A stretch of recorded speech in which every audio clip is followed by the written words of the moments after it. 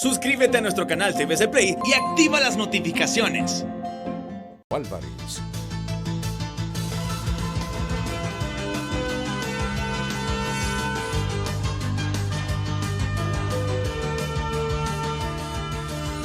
Hola, muy buenos días. Bienvenidos a Frente a Frente. Para analizar hoy quizá el problema más complicado y grave que tiene que resolver la presente administración. Ese problema de la Empresa Nacional de Energía Eléctrica. Es el saco roto. Ese es el profundo hoyo fiscal que tiene el Estado de Honduras. Por eso lo voy a decir de manera constructiva. Por eso me asombra que todavía no tengamos un gerente en esa empresa. Eso solo me dice que no había un panorama claro de las nuevas autoridades, de los problemas. Porque si este es el principal problema financiero, llega el mes de gobierno, no hay gerente en esa empresa y posiciones claras de cómo se va a resolver ese asunto, a mí me da la impresión que hay un poco de improvisación. Enorme. Sí. Crea incertidumbre enorme sobre todo el país. Y yo lo digo con el máximo de los respetos. No creo que los políticos que aspiren a gobernar un país o el partido que aspire a gobernar un país no se informe previamente de lo que tiene que hacer para irse preparando con suficiente antelación. Eso de estar adivinando los problemas que tiene el país cuando ya se está encaramado en el poder, no me parece muy responsable. No me parece muy responsable.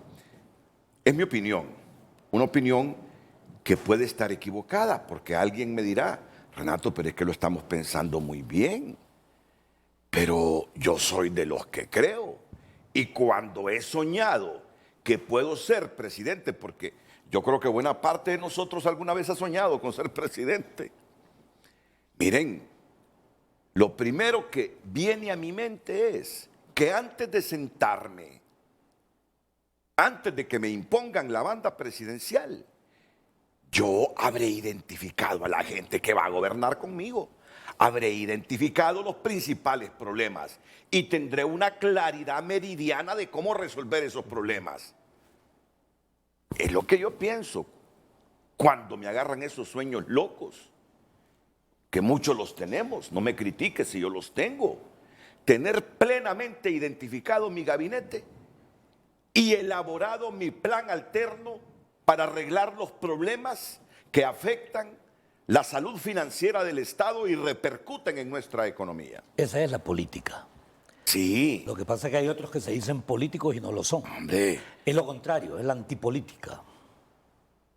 Entonces, eso de que pase un mes y que la empresa más compleja, difícil y quebrada del Estado no tenga gerente y no tengamos una luz en el horizonte de cuál será la política pública para resolver este problema, a mí me genera un poco de preocupación.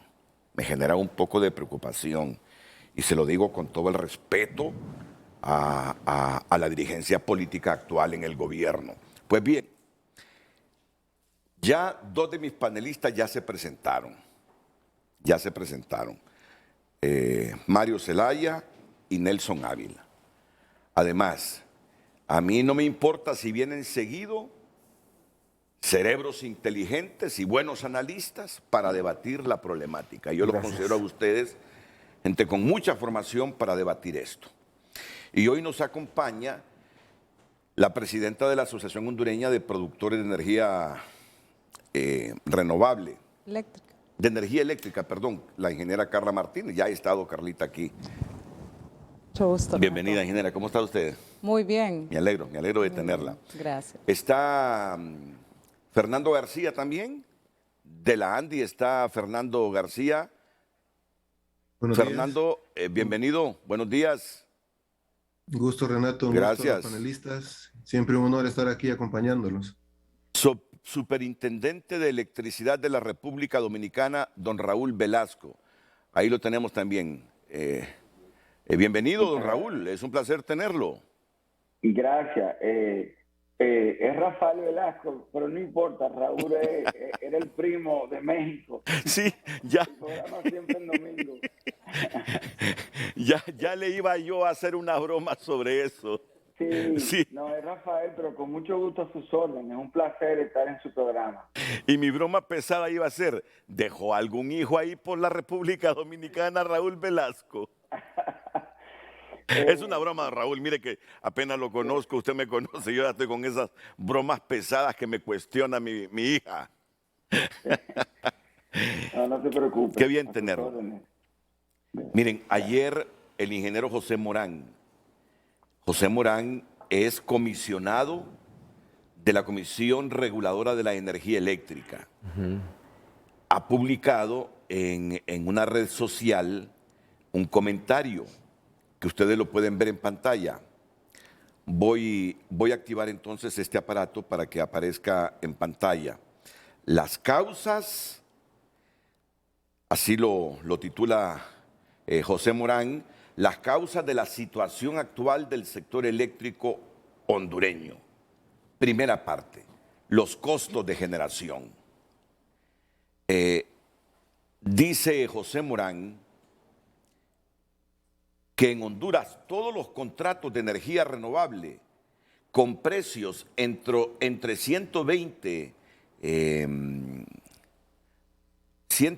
dólares el megavatio hora y 180 dólares el megavatio hora fueron suscritos con el sustento de los decretos 138-2013 y 70-2007 que obligaban a la NE a comprar energía de fuentes renovables a precios determinados administrativamente y no de forma competitiva. Así es. Aunque esos decretos hayan desembocado de manera efectiva en un incremento importante de la proporción de energía renovable en el sistema, es claro que esto se dio a un costo financiero demasiado alto. ¿Por qué? ¿Qué cree usted? Corrupción. Corrupción. Pues claro. Si bien se puede pretender que al momento de ser suscritos estos precios eran considerados buenos, el que no sean el resultado de un proceso competitivo impide asegurarlo con certeza. Adicionalmente, estos decretos crearon incentivos perversos en el proceso de suscripción de los contratos y en su aprobación en el Congreso Nacional. Como resultado, se contrató una cantidad de generación de energía por fuentes renovables variables que resultó excesiva para el sistema eléctrico. Esto condujo además a una carga financiera demasiado alta para la NE, Empresa Nacional de Energía Eléctrica, lo digo por don Raúl Velasco. El haber mantenido tarifas artificialmente bajas con propósitos meramente políticos provocó una brecha cada vez mayor entre el costo de compra y venta de la energía. Así, toda esta situación contribuyó al empeoramiento del déficit financiero de la NE. Haber mantenido tarifas artificialmente bajas con propósitos meramente políticos. Para reflexionar. Ojo, tarifas para el consumidor. Sí, no correcto. Tarifas de compra de energía y compra de potencia. energía, No, porque correcto, las así tarifas de es. compra de energía sí fueron sobredimensionadas. En contraste con lo anterior, la Ley General de la Industria Eléctrica, al igual que leyes similares en otros países, establece que la compra de energía y potencia para empresas distribuidoras debe hacerse por medio de licitaciones internacionales, abiertas y competitivas, bajo la supervisión de la Comisión Reguladora de Energía Eléctrica. Esta ley fue aprobada por el Pleno del Congreso Nacional el 20 de enero de 2014 y se turnó para sanción de la Presidencia de la República hasta el 2 de abril de 2014, con la indicación de que entraría en vigencia 45 días después de su publicación en la Gaceta, lo que ocurrió el 20 de mayo de 2014. Así, una ley aprobada el 20 de enero de 2014 entró en vigencia solamente 6 meses después, el 4 de julio de ese año. ¿Y por qué? Aquí mismo lo dice él. Aquí mismo lo dice él. Durante el año 2014, la NE suscribió un total de 23 contratos de compraventa de energía con generadores solares por un total de casi 560 megavatios y a precios entre $150 el megavatio hora y 180 el megavatio hora.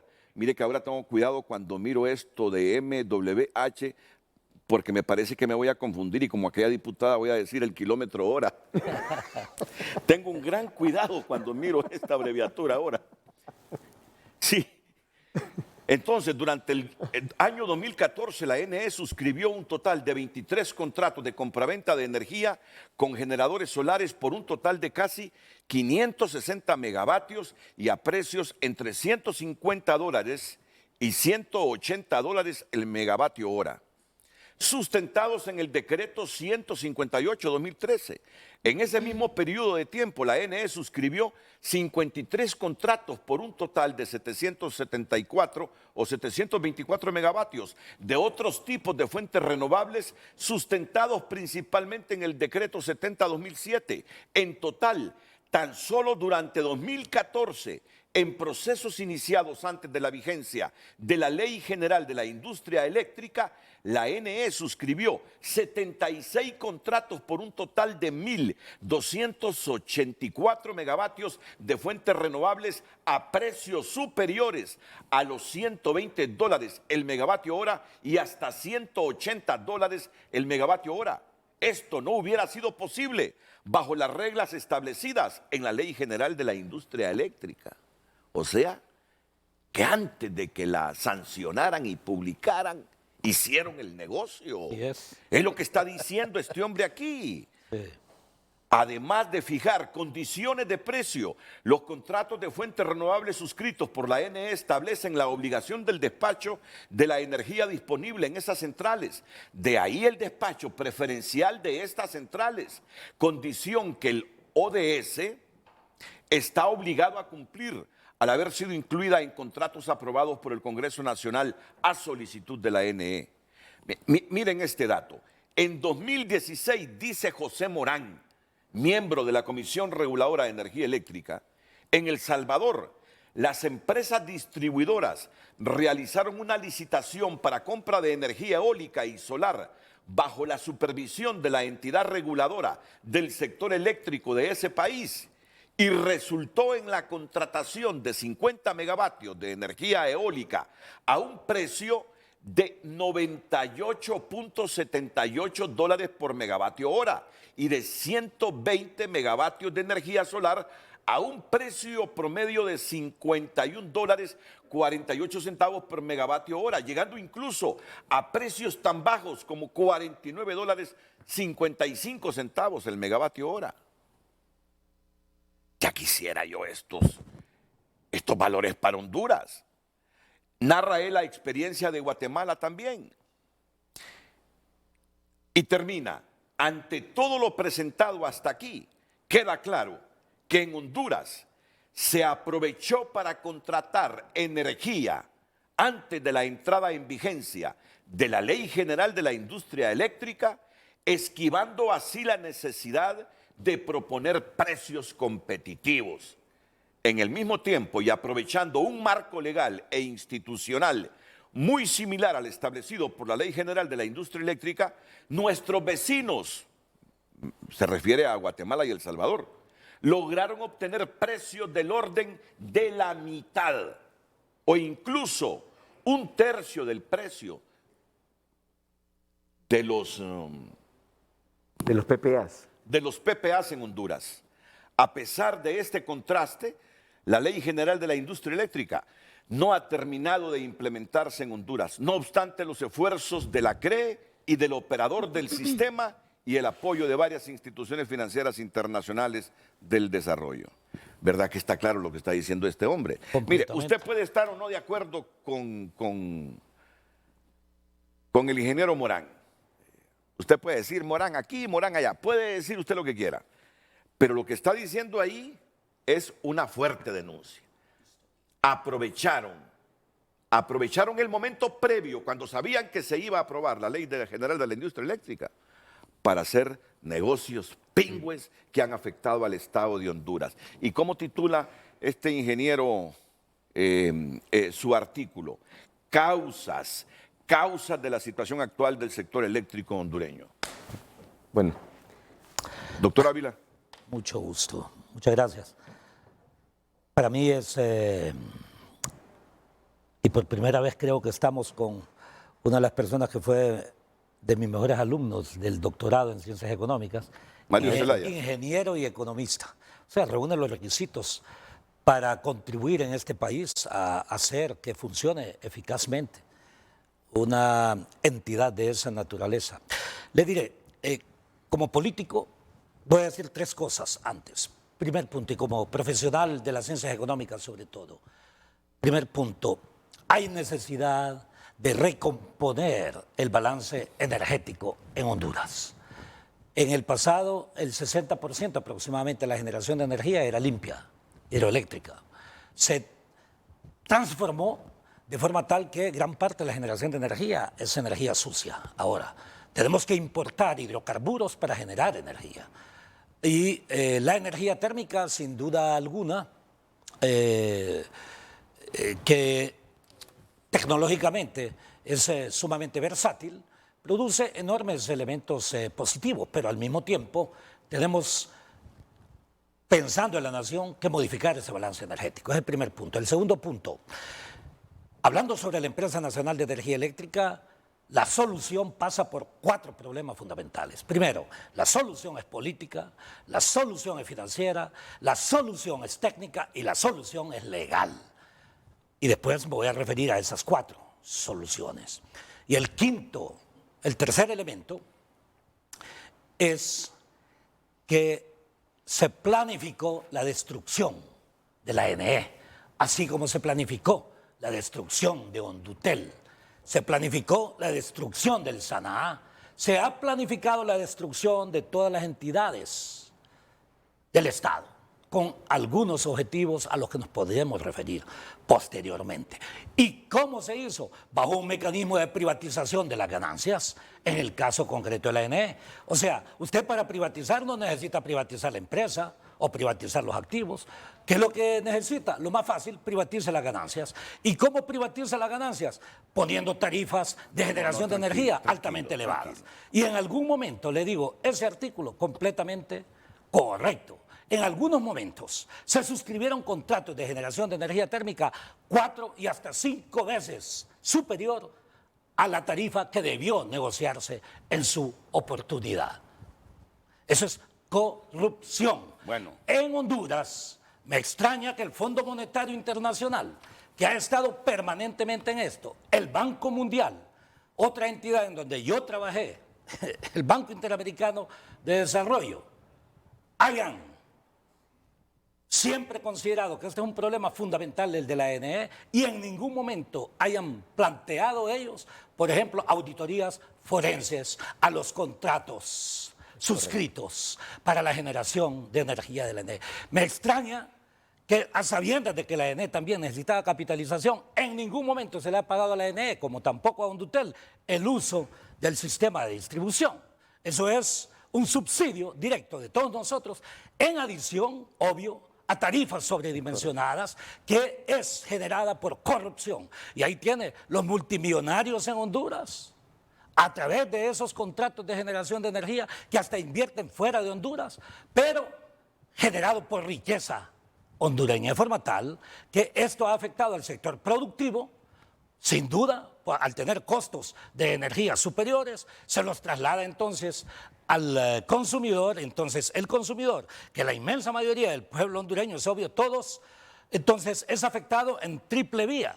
La primera, el aumento de precios del resto de productos, porque obvio, al existir un aumento en la generación de energía, hay un aumento general de precios. Segundo punto, el aumento de precios en el consumo directo de energía, ¿no es cierto? Y la tercera forma de cómo es afectado, obvio, es porque descapitalizando la ENE, los costos sociales son mayores. Después, si le parece, me referiré a las formas de solución Claro, que, en mi opinión, claro que me hay que parece. hacer. Y voy a aprovechar la presencia de don Rafael Velasco, el superintendente de electricidad de la República Dominicana, porque estará con nosotros hasta las 7:35.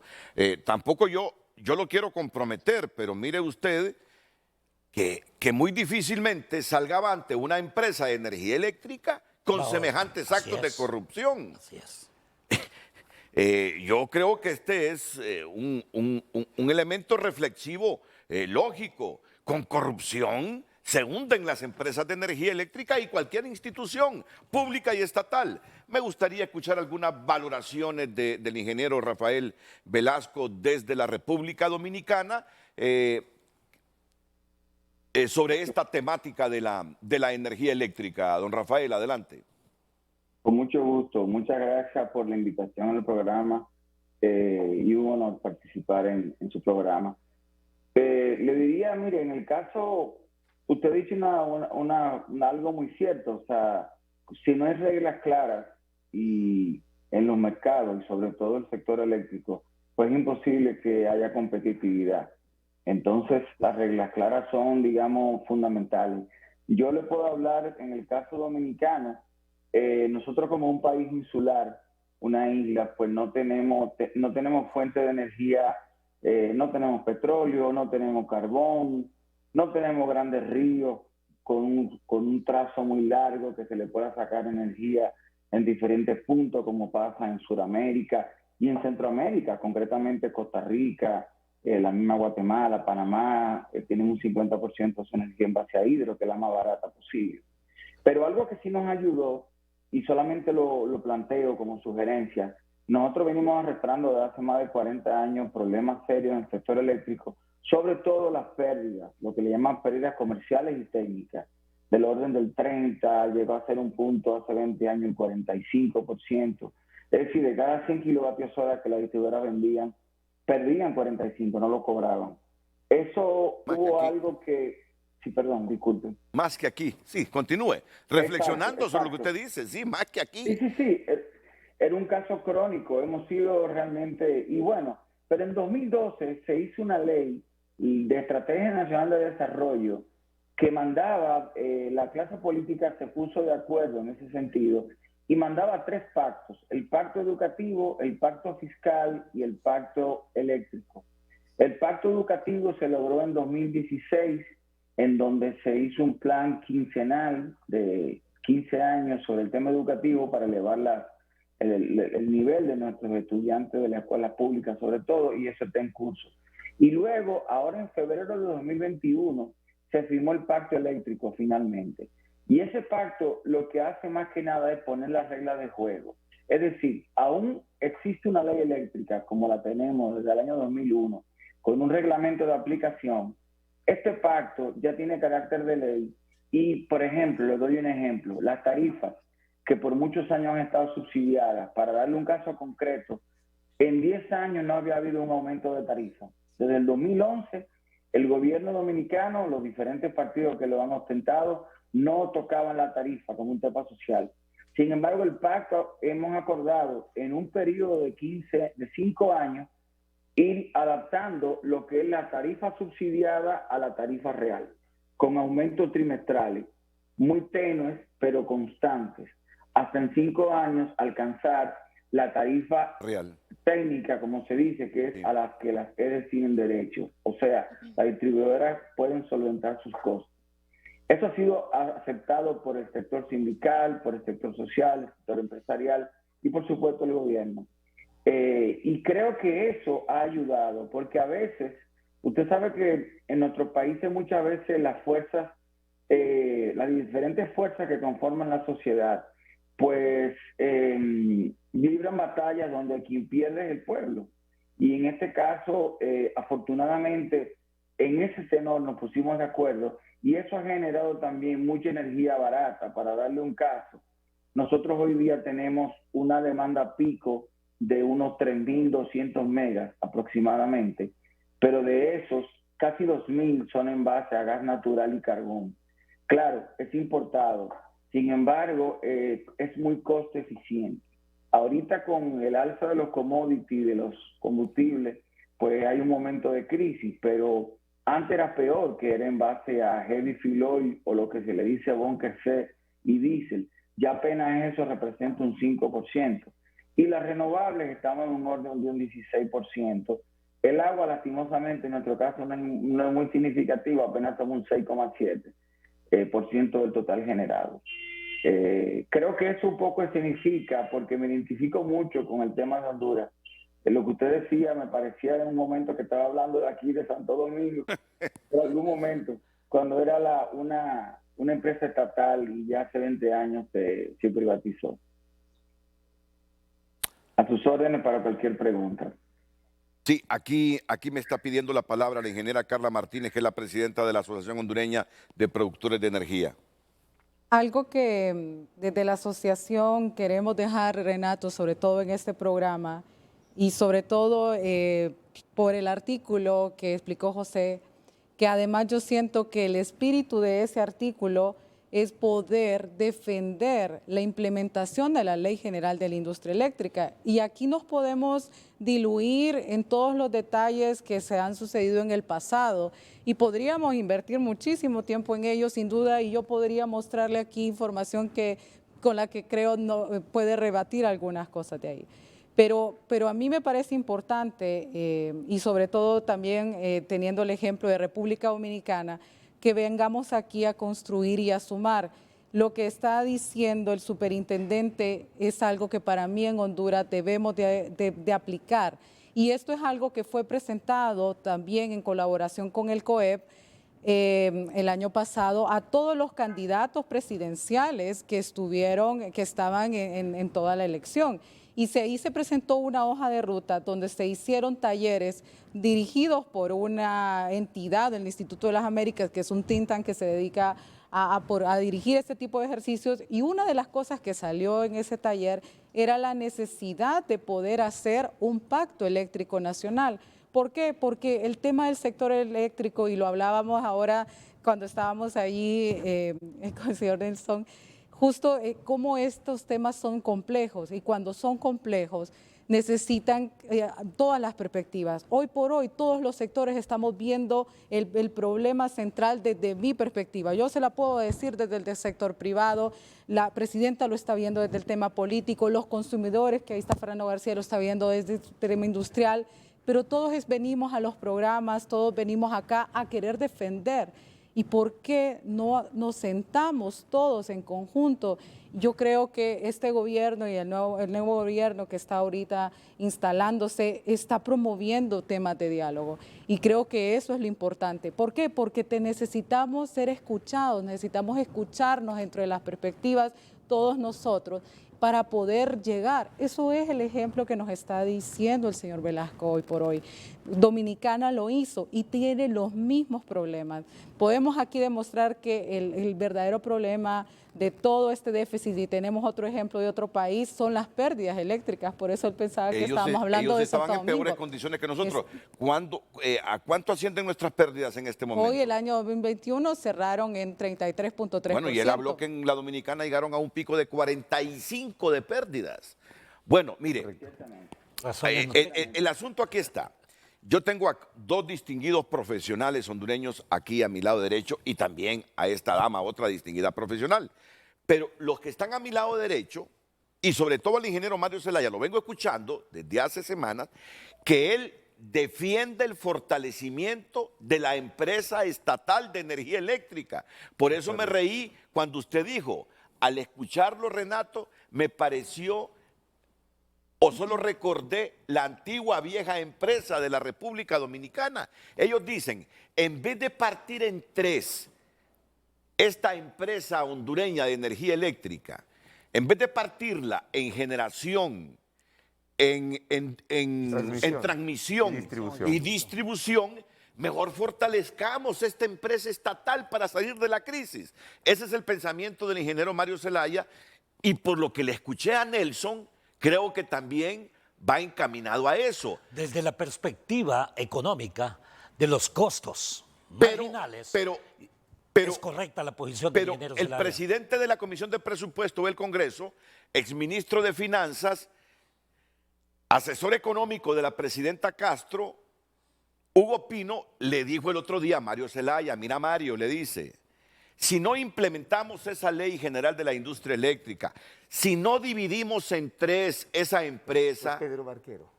No hubo, no. Pedro Barquero fue, Pedro no Barquero. vamos a poder obtener el financiamiento que requerimos en este instante para sacar adelante a esa empresa, le dice. Se lo dijo un ministro del actual gobierno. Entonces, quiero que usted me diga en este instante,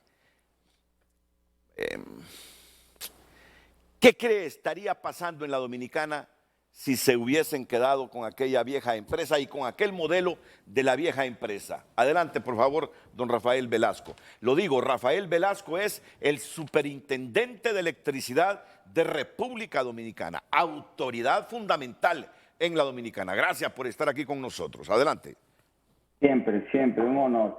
Bueno, nosotros, le digo la verdad, nosotros la empresa estatal, Corporación Dominicana de Electricidad, que estuvo vigente hasta el 2001, y se dividió en dos, su parque generador en dos compañías y la distribución en tres empresas. Quizás algunos piensan que se atomizó de esa manera el tema eléctrico. Sin embargo, el resultado ha sido fructífero. ¿Por qué? Porque la autora empresa estatal no había manera de que hubiese transparencia. No importa quién estuviese en el poder, en realidad. Era un tema un tema político-social.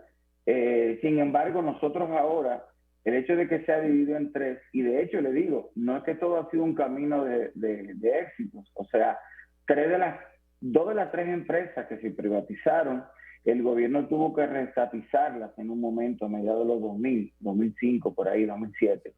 Pero ahora estamos precisamente licitando la operación y mantenimiento de esas empresas, en el entendido de que el Estado no tiene el capital para poder solventar el aumento de la demanda mes tras mes, año tras año, perdón. Y la inyección de capitales solo viene cuando hay reglas claras de juego. Por ejemplo, producto del pacto eléctrico, y me gusta destacarlo porque para nosotros fue algo que nos salvó la jugada, digamos, en un momento determinado, también está que estas empresas tienen que reducir a un 15% sus pérdidas totales en ese lazo de 5 años que yo comento, que ya empezó en octubre del año pasado, y las que no lleguen a 15, a partir de ahí, la tarifa solo les reconocerá 15% de pérdidas. El resto tienen ellas que solventarla. Y va también acompañado de un mecanismo de compensación social, o sea, de un subsidio focalizado.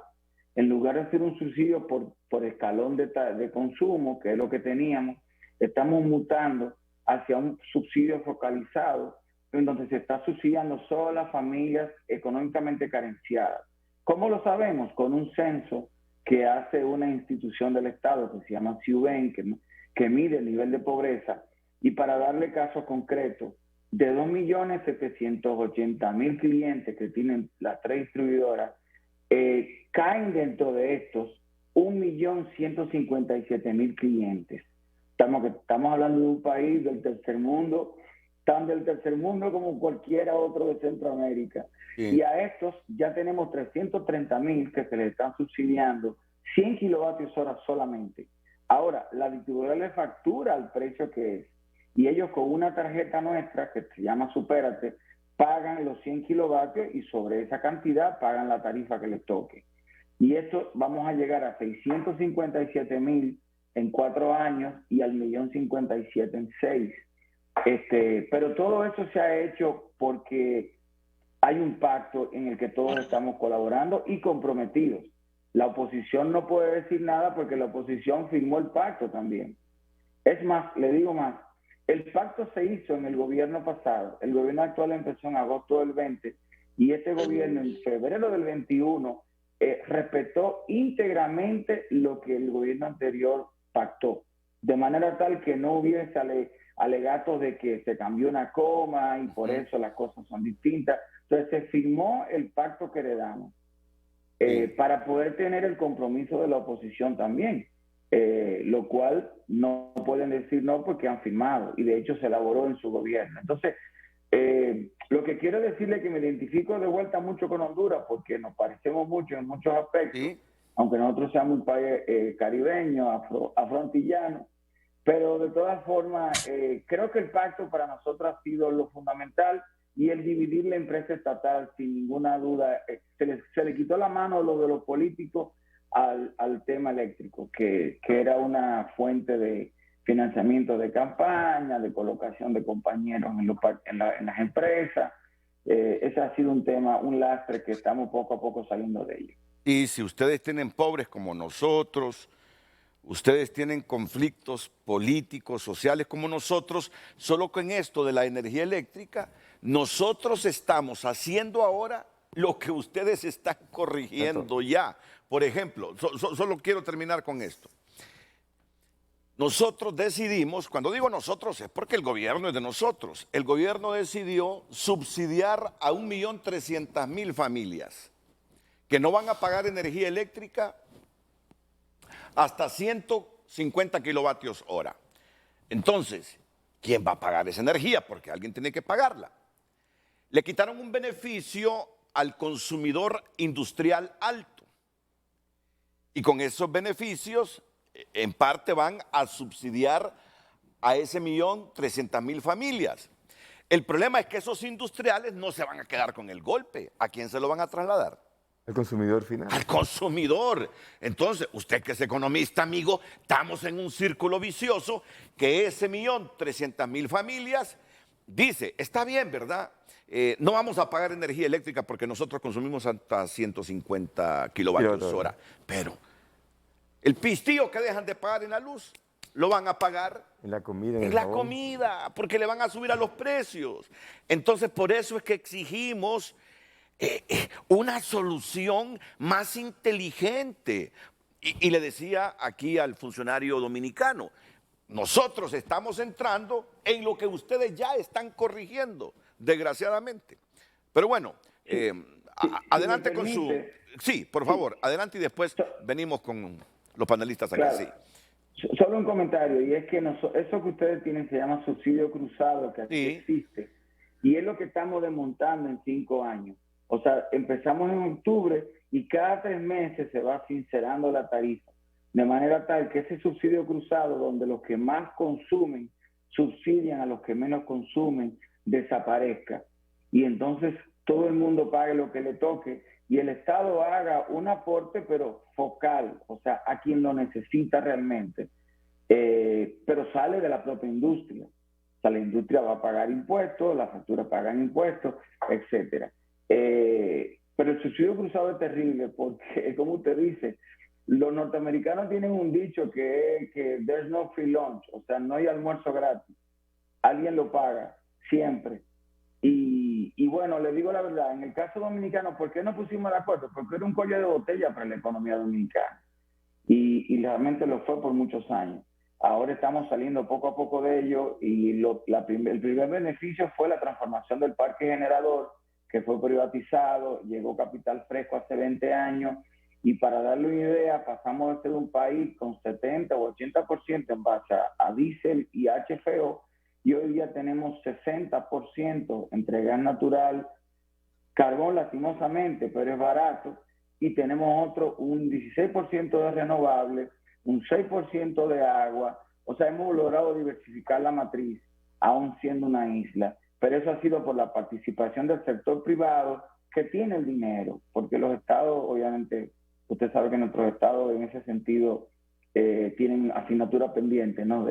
Pero el capital privado sí.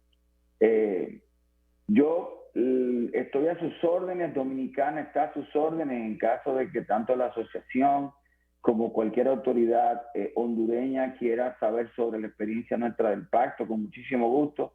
Nos une más cosas de lo que piensan, o sea, el expresidente Zelaya vivió aquí 2 años, en 2010, 2011, así que y lo veíamos por los supermercados, por todas partes.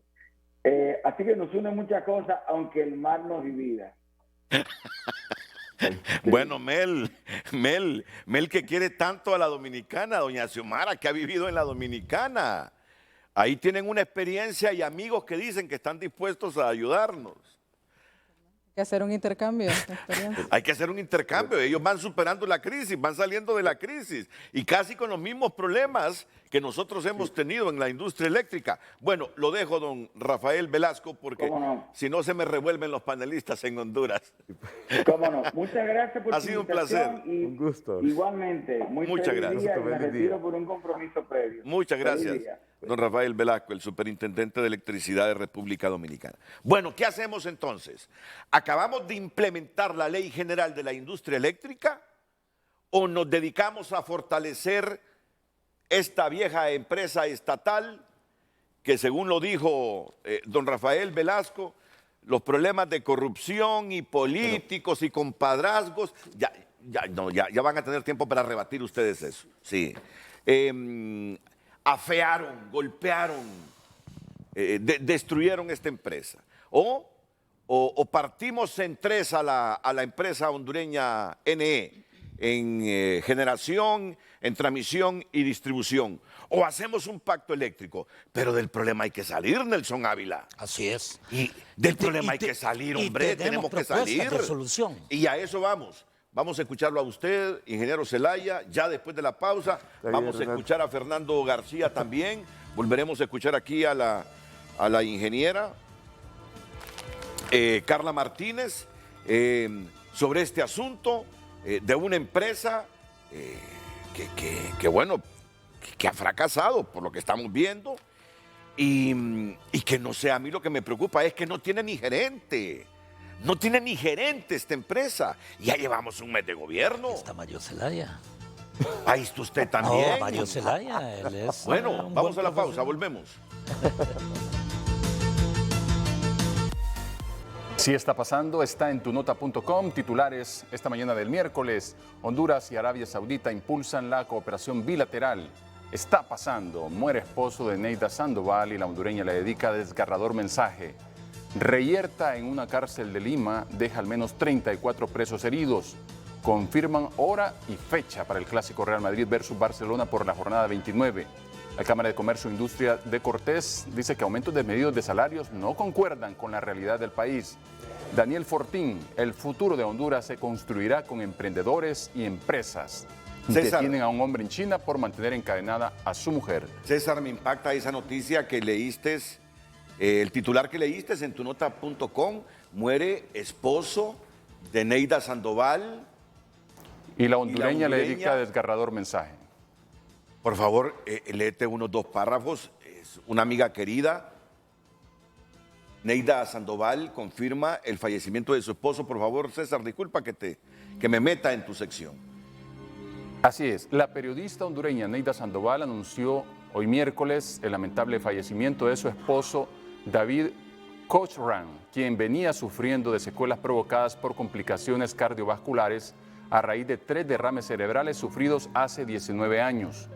Sandoval detalló que su esposo de 70 años murió el martes a las 7:10 de la noche en Miami, Estados Unidos, de forma inesperada y rápida. Bueno, si la gente quiere seguir informándose, que entre a tu nota, César. Lamento la muerte del esposo de mi amiga Neida Sandoval.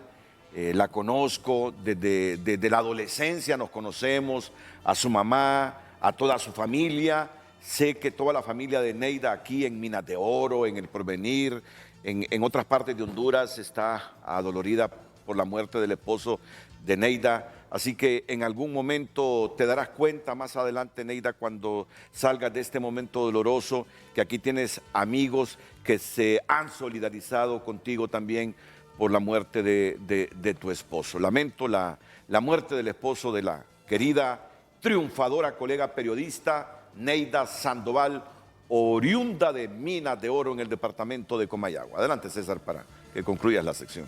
Así, Renato, nos solidarizamos con esta hondureña, embajadora de Honduras en el extranjero. Y estas informaciones llegan por cortesía de Banco de Occidente, préstamos personales, préstamos para vivienda o auto, tarjetas de crédito, débito y recargables, plataformas electrónicas. Todo lo encuentra en Banco de Occidente. Apoyando al pequeño de hoy, hacemos el grande del mañana. Hoy en Tu Nota fue presentado por Banco de Occidente. Goce del respaldo, la confianza y la seguridad financiera que necesita. Vamos a darle celeridad a este asunto, porque dice el doctor Ávila que él tiene soluciones para la Empresa Nacional de Energía Eléctrica. Y me gusta esa entereza con que habla. Por eso estoy ansioso por escucharlo, doctor Ávila. Pero antes quiero presentar aquí al ingeniero Mario Zelaya. No podemos desconocer que José Morán, aunque el espíritu de ese artículo sea que hay que implementar la Ley General de la Industria Eléctrica, nos advierte que la corrupción ha sido una de las causas del problema que tenemos. Así es. Que antes que se aprobara la Ley General de la Industria Eléctrica, comenzaron en el Congreso a aprobar ese montón de contratos de energía renovable carísimos, cuando en ese mismo tiempo, dicen El Salvador y Guatemala, aprobaron contratos por la mitad de lo que aquí los aprobamos. Hay varios puntos ahí dentro de eso, Renato, pero vamos en el orden. Vamos, Bueno, ingeniero Mario. Renato, bueno, sobre el artículo de Morán, realmente es algo que ya había sido planteado, de hecho, por el Tribunal Superior de Cuentas en el 2016, donde se analiza precisamente todo ese proceso de estructura de la Ley Marco del Sector Eléctrico al 70-2007, luego al 138-2003. Es decir, lo que él dice es completamente cierto. No fueron mecanismos de mercado, pero quiero referirme al tema de la escisión y el fortalecimiento del NE. Hemos tenido aquí a Guatemala y a República Dominicana.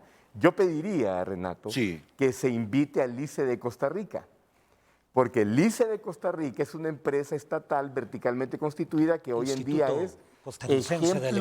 es ejemplo planetario. Entonces, cuando yo escucho esos argumentos de que Guatemala, de que El Salvador, de que Panamá, bueno, digo yo, vamos a Costa Rica. Y es importante escuchar el modelo TICO, que tiene que ver con un país que hoy es ejemplo mundial. Fíjese que sobre el tema de República Dominicana, ¿por qué República Dominicana tiene capacidad para darse esos lujos que menciona de ir aumentando trimestralmente de manera pausada, distinta como lo hizo la CRE? La CRE ajustó inmediatamente, ya por el 2016, la tarifa de los más desposeídos de 0 a 50 kWh a más del doble, bajo el planteamiento de que se deben de pagar las tarifas reales. Así que hay diferencias realmente enormes en los manejos dentro de la Ley General de la Industria Eléctrica. Finalmente, para cerrar, quiero decir, República Dominicana tiene un PIB per cápita 3 veces mayor que Honduras, es decir, es un país bastante más rico. Costa Rica tiene un PIB per cápita 6 veces más grande que el de Honduras, es exageradamente más rico. Y Guatemala tiene un PIB per cápita apenas del doble. Maestro Nelson Ávila, por lo tanto, cuando hablamos de comparación de sistemas eléctricos y nos centramos de manera solamente disciplinaria en ver las realidades, estamos obviando, de hecho, de que este problema es multidisciplinario, incluso alcanza la transdisciplinariedad. Y el análisis, Carla, como lo has dicho, necesita obligatoriamente de hacer este tipo de análisis. ¿Qué sucede desde el punto de vista legal, económico, financiero, técnico y, por supuesto, las relaciones que hay con la sociedad misma? Por eso, para mí, cuando se habla de, sí, implantar la ley, continuar con la Ley General de la Industria Eléctrica, que tiene 7 años de estar ya siendo aplicada, de hecho, y que no nos ha llevado a ningún resultado, y que si analizamos y evaluamos los considerandos y los objetivos de la Ley General de la Industria Eléctrica, nos vamos a dar cuenta que no se han cumplido ni siquiera medianamente, y que más aún es nada más que un instrumento de mercado que carece por completo de lo que establece la Constitución de la República en su artículo 1, el beneficio colectivo. Por lo tanto, para mí, la Ley General de la Industria Eléctrica debe ser transformada en sus objetivos finales, que por cierto son actualmente de puro mercado, y llevarlo a la obligatoriedad de cumplir, de soportar el proceso de desarrollo del país, en un país, Renato, como usted lo ha dicho, que es pobre, que tiene exageradas limitantes de todo tipo y que de hecho tenemos el PIB per cápita más bajo de la región centroamericana. Por lo tanto, en ese marco debemos de ponernos de acuerdo, como lo hicieron, el ejemplo de Dominicana es muy interesante, ese pacto por el desarrollo que incluye fiscal, el aspecto fiscal, de educación y eléctrico, el eléctrico específicamente. Eso es obligatorio para nosotros. Debemos de ir a un proceso de aprobación social de qué camino tomamos. Se debe de establecer la planificación, la prospectiva de qué pasa si escindimos, qué pasa si fortalecemos. Hasta el momento, y lo he pedido ya anteriormente, ¿dónde están los análisis que dicen que la escisión es el camino más eficiente? Por mi parte, yo he construido mis modelos de ambos casos, y puedo decir con claridad absoluta que el camino más eficiente para la sociedad hondureña es el camino del fortalecimiento del estatal. Perdón, si es que escucho a Mario y me gustaría hacerle pregunta para entender su punto de vista. ¿Cuál es la diferencia de fortalecer la ENE verticalmente, que es como ha estado sucediendo desde siempre? Hemos tenido todos estos años del 94, 54 que empezó la ENE con el modelo vertical. ¿Qué le quita, en su opinión, la Ley General de la Industria Eléctrica al escindirla que no se pueda seguir haciendo?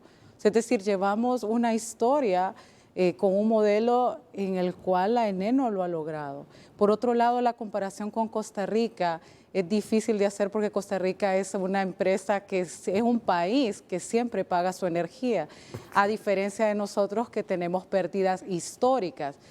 Llevar ese modelo a este otro lado es bien preocupante y yo sí desacuerdo en algo con usted, Mario. Desde ese punto de vista, la ley no se ha implementado al 100%. Eso es lo que se está buscando para el beneficio común y del pueblo. ¿Por qué? Porque, vuelvo a sacar el espíritu del artículo para que no nos confundamos. La conclusión final aquí es que podamos licitar para tener precios competitivos. La mayoría de los países han venido haciendo contratos bilaterales. El ICE lo ha hecho. El INDE en Guatemala lo hizo, tuvo contratos 1 a 1, que se dieron cuenta a partir de diferentes años los diferentes mercados, que lo mejor era hacer licitaciones competitivas, poner al sector privado a competir para obtener mejores precios, paralelamente sin dejar de transferir la tarifa al usuario para que la empresa distribuidora siempre sea rentable financieramente. Ese es el punto. Entonces, reitérele la pregunta así brevemente a Mario. Básicamente, ¿por qué la ley, en su opinión, no logra hacer eso? Si ya hemos tenido todos estos años una ENE que ha sido verticalmente integrada, que fue un monopolio de generación que aún así obtuvo pérdidas, ¿cuál sería la diferencia? ¿Por qué tenemos que retroceder y más bien no apoyamos lo que está diciendo el ingeniero Morán de poder aplicar al 100% la Ley General de la Industria Eléctrica? Eso no debilita la ENE, más bien la fortalece. Se pueden convertir en 3 empresas como en República Dominicana, perfectamente rentables con su generación actual, con una valorización de los activos de generación que tenemos Patuca, tenemos Cañaveral, tenemos El Cajón, todas las líneas de transmisión son del ENE, la distribución es el gran problema y ahí es donde se debe de buscar la solución porque es la distribuidora la que capta dinero y la que debe, pero hoy por hoy, teniéndolas las 3 juntas, no se sabe dónde está la pérdida, no se sabe si la valorización que tiene la generación a través de sus activos tan valiosos como es El Cajón y todas las empresas, se está diluyendo porque la distribuidora tiene tantas pérdidas. Si realmente queremos proteger la distribución y la transmisión, que es donde también ha invertido más el dinero el Estado, ¿por qué no las podemos separar y proteger eso y buscar una solución donde realmente está el agujero de las pérdidas? A mí eso me duele. Yo como hondureña y ciudadana pienso que mejor aislemos el problema. Es decir, pensemos en nuestra casa, si hay un cuarto que tiene una fuga, hay que aislar la casa, hay que buscar dónde está la fuga. La fuga del estatal es en la distribución y es a través de las pérdidas eléctricas. Ahí es el problema. Y eso hace que todos los activos que deben de estar generando ingresos para el fortalecimiento, que están en generación y en transmisión, se diluyan en toda esta pérdida y ese es el gran déficit del ENE.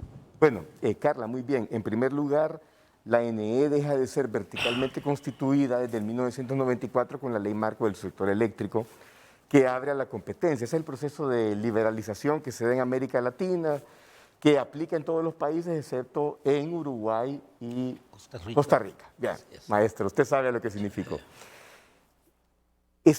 Pasamos a un modelo de comprador único, donde se le permite entrar al sector privado a invertir en generación, que es precisamente lo que está criticando hoy Morán. Se le permite al sector privado a ir a la generación en el marco de procesos no competitivos. porque el costo marginal de corto plazo, más incentivos del 10%, más incentivos de 3 centavos para los primeros 300 megawatts hora en el caso solar, salen por completo del precio de equilibrio. Por lo tanto, es simple y sencillamente un modelo que no va a la competitividad, Carla. Eso pasa con la En eso generación. estamos de acuerdo. Muy bien, entendido. Entonces, ahí está el primer problema.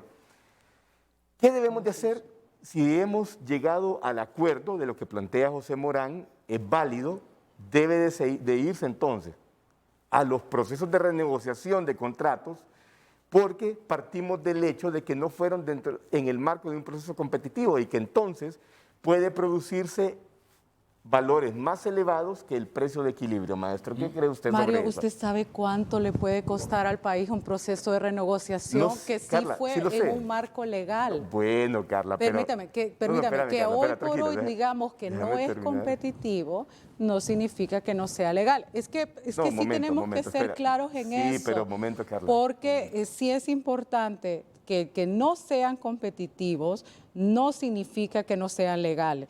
Porque están todos los decretos, están Sí, todas las Carla. leyes. Ahora, como todo país se ha dado cuenta que no es la mejor forma de encontrar precios, como cuando usted va a alquilar la casa y dice, bueno, yo mejor ahora busco en el marketplace de Facebook a ver cuál es el mejor alquiler en vez de que antes andaba visitando cada colonia.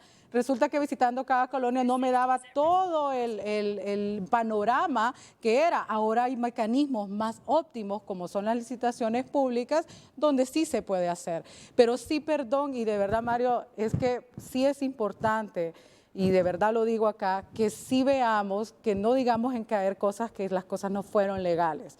Y aquí es importante algo, aquí deberíamos de tener en general al gobierno también, que a todo el Congreso también lo deberíamos de tener sentado, porque hoy por hoy se le echa la culpa al sector privado, a que aquí estamos, que vino y confió en las reglas del juego, que también comentaron allí, y que dijimos, Pero- bueno, hay que poner esa plata. Reconozcamos algo, fueron legales, pero con un alto grado de corrupción. Bueno, y eso Fueron hay legales, que, pero y con un eso hay alto que grado de verlo, y corrupción. eso hay que Corrupción verlo, legalizada. y eso hay que verlo, Pero ahí, eso hay que Renato, verlo, que por supuesto. Solo para aclararle a Carla, yo no he dicho que son ilegales, Carla. De hecho, lo dije.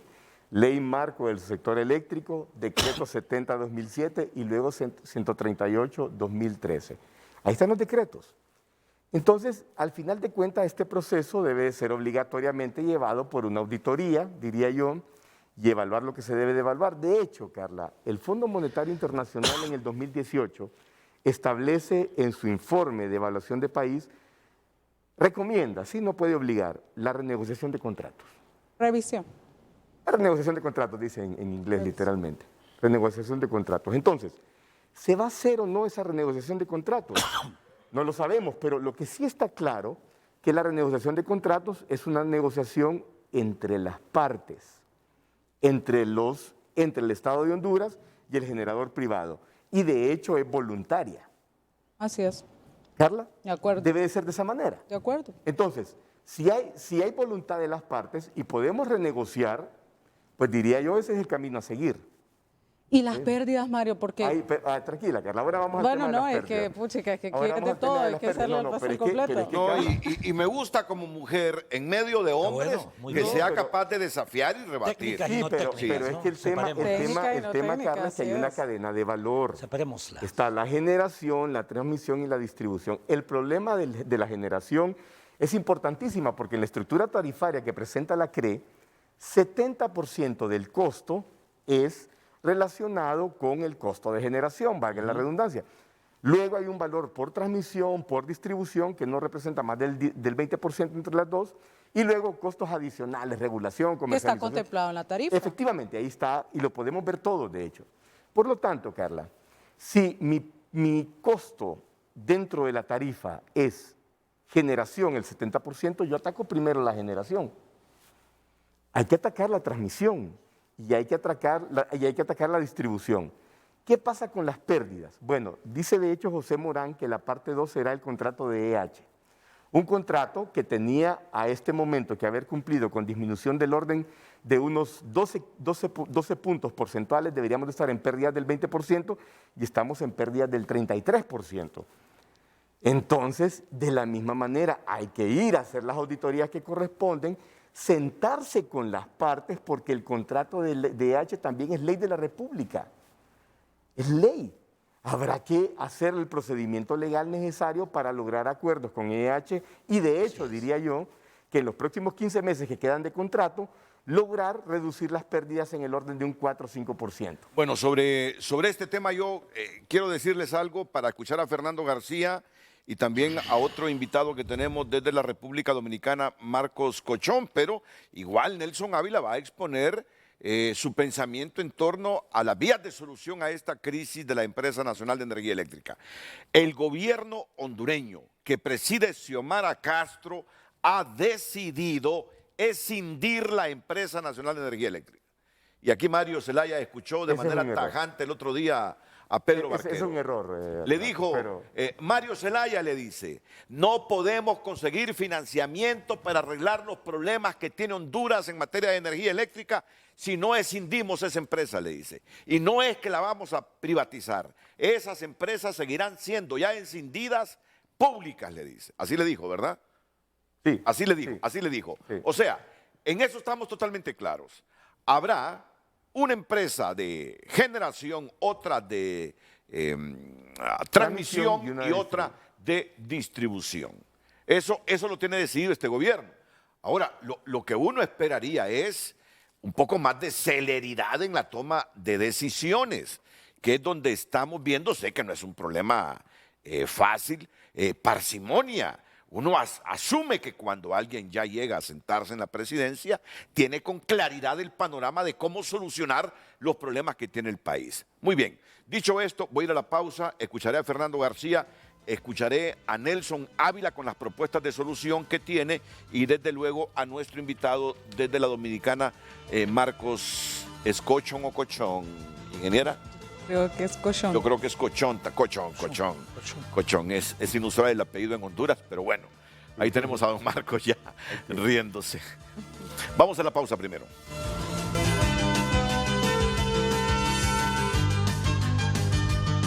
De inmediato leemos los mensajes que nos llegan a las redes sociales de Frente a Frente contestando a la pregunta de esta mañana. Si la NE es el principal problema financiero de Honduras, ¿cómo es que todavía no tiene gerente? Nos dice el presidente de la Cámara de Comercio e Industria de Cortés, Eduardo Facusé. La corrupción destruyó la estatal durante los últimos 8 años. Se contrató mucha energía y servicios en base a compromisos políticos y no en base a competitividad. La irresponsabilidad, corrupción e ineptitud han puesto de rodillas al sector y al país. Reinaldo Escobar Andino. La crisis sostenida en la Empresa Nacional de Energía Eléctrica pasa por los contratos leoninos otorgados por el Congreso Nacional, luego por el saqueo de sus finanzas, acompañado por la constante exoneración de altos consumidores, todo bajo el común denominador corrupción. Jimmy Antonio Cruz Sosa. Lastimosamente no es únicamente el caso de la NE. También se observa la falta de asignación de autoridades en direcciones regionales de salud en varios departamentos. Considero faltó organización a la hora de establecer la alianza para la designación de dichas autoridades. Javier Flores. El gobierno actual fue electo para beneficiar a la gran mayoría de la población. No es posible que por 5 o 6 empresas o grupos de poder tengamos estas tarifas que electrocutan nuestros salarios mes a mes. Otro usuario dice: sigue la agenda mediática de los empresarios socios de la NE, que han sido los cómplices de la corrupción y destrucción estatal. José Chinchilla. La persona correcta para recuperar y sacar adelante la Empresa Nacional de Energía Eléctrica es el ingeniero Andino Godoy. Tiene la pirámide completa para el cargo. Necesitamos personas honestas, capaces de tener visión para el bienestar del país. Eduardo Ulloa. Los grandes deudores de energía, como ser empresas, consorcios, alcaldías, ministerios, etcétera, deben millones de lempiras, deben pagar. El otro punto podría ser una agenda oscura para llevar a la Empresa Nacional de Energía Eléctrica a la quiebra para que los magnates de la energía se queden con la NE y privatizarla. Continuamos. Fernando García, ya cuando el gobierno ha decidido escindir en 3 empresas la empresa estatal, la Empresa Nacional de Energía Eléctrica, y aún con opiniones contrarias a esa decisión, como la de Mario Zelaya, la de Nelson Ávila. ¿Cuál es la visión empresarial que ustedes como Asociación Nacional de Industriales, Andy, tienen sobre un asunto que sigue siendo, Nelson, ¿cómo lo llamaría usted en pocas palabras? Lo que representa para las finanzas del Estado de Honduras esta empresa de energía eléctrica, así como está ahora. Yo diría una decisión planificada para disminuir la operación, la eficacia de la misma. Mi pregunta es, ¿cómo calificaría en este momento usted a la empresa estatal de energía eléctrica? Bueno, una empresa en crisis, si hablamos en términos del COVID, está en la UCI. Y que arrastra al país. Arrastra al país, por eso yo digo, de la UCI, eso significa una tragedia inducida.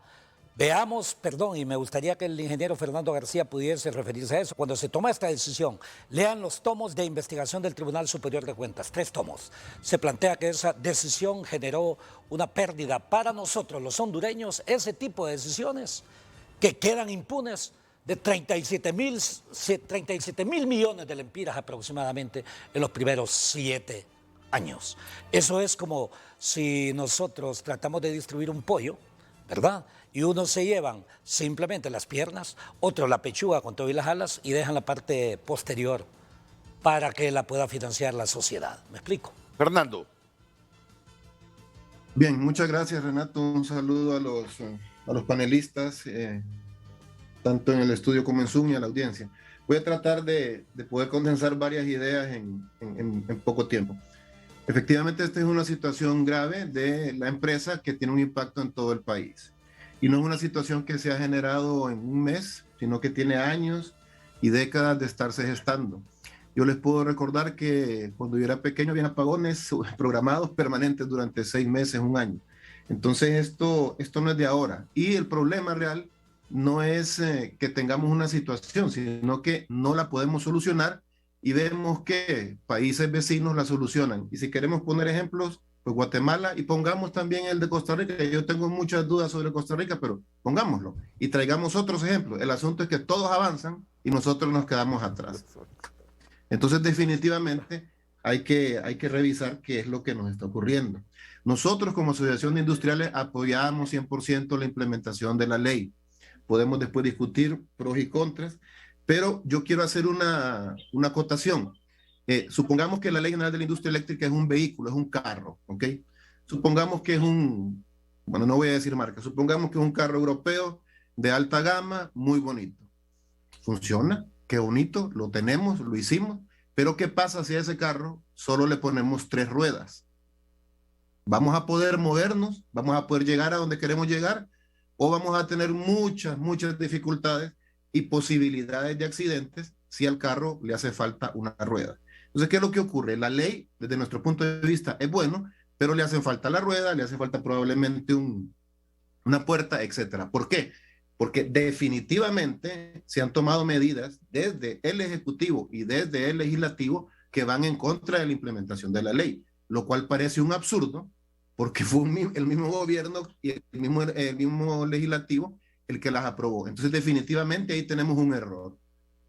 Fijamos una estrategia, pero no la cumplimos o la cumplimos a medias.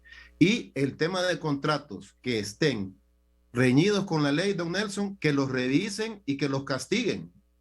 Punto. Si hay algo que está en contra de la ley, si hay algo que tiene corrupción y alguien tiene pruebas de que hubo corrupción en algún contrato, que presente las pruebas y que la ley ejecute las acciones pertinentes. Nosotros no estamos defendiendo ilegalidad, ni estamos defendiendo cosas que están por bajo de la mesa, ni estamos defendiendo corrupción, porque eso nos afecta a nosotros y afecta al empresario, la mayoría, que quiere hacer las cosas bien. Entonces, si hay algo ilegal, que tomen cartas en el asunto quien corresponde. ¿Ok? Tribunal Superior de Cuentas, Fiscalía, Corte, operadores de justicia. 100% de acuerdo. Si algo está malo, que se revise legalmente y que si hay algún delito, entonces que vayan y ejecuten las acciones pertinentes. No vamos a apañar eso. Ahora, quiero referirme entonces a que nosotros como Asociación de Industriales hemos permanentemente, y aquí tengo 15 comunicados, Renato, de los últimos 2 años, pedido que se le dé la independencia financiera, técnica y política a la CRE y al ODS para que puedan poner esa llanta que hace falta en el carro, que es la ley, poner esa puerta que hace falta, llenar la gasolina, hacer el cambio de aceite, para que ese buen vehículo que tenemos funcione como queremos y nos lleve a donde nos tenían que llevar. Hemos tenido que pedir que se le dé presupuesto a la CRE, que está establecido en la ley, pero que no se le estaba otorgando. No había posibilidades de contratación de personal. Entonces, por eso esta ley, que tiene 7 años, no se ha podido implementar como decíamos. Eso es lo que le ha hecho falta. Ese combustible, ese cambio de aceite, esa llanta para que el carro avance. Ahora, tengo aquí, como decía, 15 comunicados. Voy a leer 3 líneas de un comunicado del 7 de febrero del 2020, Renato. Y creo que lo hemos discutido aquí en programas anteriores. El punto 2 de este comunicado de la ANDI del 7 de febrero del 2020, 2 años. Habiendo conocido el plan indicativo de expansión de generación 2029 y el plan de operación 2022 presentado por el ODS y aprobado por la CRE, entendemos que es urgente que las autoridades pertinentes, o sea la ENE, inicien en el marco de la normativa legal vigente los procesos de contratación de energía necesarios de tal manera que se eviten los racionamientos en el futuro, así como las compras fuera de lo establecido en la ley. Ahí está la posición de la ANDI hace 2 años. Que se haga la licitación ya, hace 2 años. Inmediatamente salieron los planes del ODS y la CRE autorizó y avaló los planes. Estamos pidiéndole al ENE que haga esas licitaciones. Solo para otra muestra, aquí está casi el mismo párrafo en un comunicado de la ANDI del 3 de septiembre del 2020. Y así podemos seguir. Se tiene que hacer urgentemente ese proceso de licitación competitiva para suplir las necesidades que tenemos acá actualmente, que vamos a tener en el futuro próximo y que vamos a tener en el futuro mediano. Si hacemos bien ese proceso de licitación y lo hacemos con tiempo, en el marco de la ley, vamos a tener precios competitivos. Si no lo empezamos a hacer ahora, lo que va a ocurrir es que vamos a llegar a esos contratos que han cuestionado todos y que son contratos con los que nadie se siente satisfecho. Pero esa decisión es de la ENE. Ojo, no es de la CRE, no es del ODS. Ahí están los planes y ahí están las autorizaciones. ¿Por qué la ENE, teniendo estos documentos ya vigentes desde febrero del 2020, no ha procedido a hacer esa licitación? ¿Qué es lo que ocurre? Tenemos que hacer esos procesos de licitación y nosotros como asociación de industriales lo estamos pidiendo desde hace 2 años reiteradamente. El otro punto importante, el tema de EH, que es distribución, donde se va gran parte de la pérdida, es otro tema que tenemos que definir ya. El contrato se vence en 1 año más o menos y no tenemos claridad como sociedad qué vamos a hacer. ¿Vamos a hacer otra licitación? Si vamos a hacer otra licitación, hay que hacerla ya para no estar corriendo con los problemas que esto nos causa siempre. Si no queremos hacer la licitación en el tema de EH y queremos que lo vuelva a tomar la ENE con todos los problemas que tiene la ENE, pues entonces hay que hacer lo que se requiera en la ENE para que en el momento que vence el contrato realmente puedan trabajar y puedan ejecutar esa función de distribución. Pero la decisión hay que tomarla ya, hay que tomarla hoy, es fundamental. Y quiero referirme brevemente al tema de los subsidios, que es un tema que ha generado bastante polémica también. Y aquí quiero ser claro. Si el subsidio, que es una decisión del gobierno darla, y que entiendo que buena parte de la población, quizá no toda, pero buena parte de la población que está en ese subsidio lo necesita, debería de buscarse un mecanismo focalizado para entregarlo, para evitar que haya un consumo excesivo, producto de que no hay ningún control, o de que se pueda llegar a trucos para llegar al subsidio y obtener ese beneficio. Subsidio focalizado. El otro tema importante, si son las empresas industriales y comerciales las que van a pagar ese subsidio, van a ocurrir algunas cosas. Unas empresas no van a poder pagarlo y lo que va a ocurrir es que van a llegar a la informalidad con todo lo que eso representa. Y eso es así. No van a ser todas, quizás no la mayoría, pero sí un grupo importante va a hacer eso. Otra cosa que puede pasar con las que no lleguen a la informalidad es que van a tener que buscar procesos de reconversión industrial para bajar los costos, ¿ok? Probablemente eso implique más maquinaria y menos mano de obra, que aquí es muy cara, y eso puede generar pérdida de empleo. Y los que puedan aguantar el golpe y el mercado no les permita subir los precios de sus productos, lo que va a pasar es que van a generar menos impuestos, porque van a subir sus costos sin subir su utilidad o sin mantener la utilidad, entonces van a pagar menos impuestos y esto va a ir a pegar a las mismas finanzas del Estado. Y las empresas para las cuales el mercado permita un ajuste, van a ajustar, porque eso es así.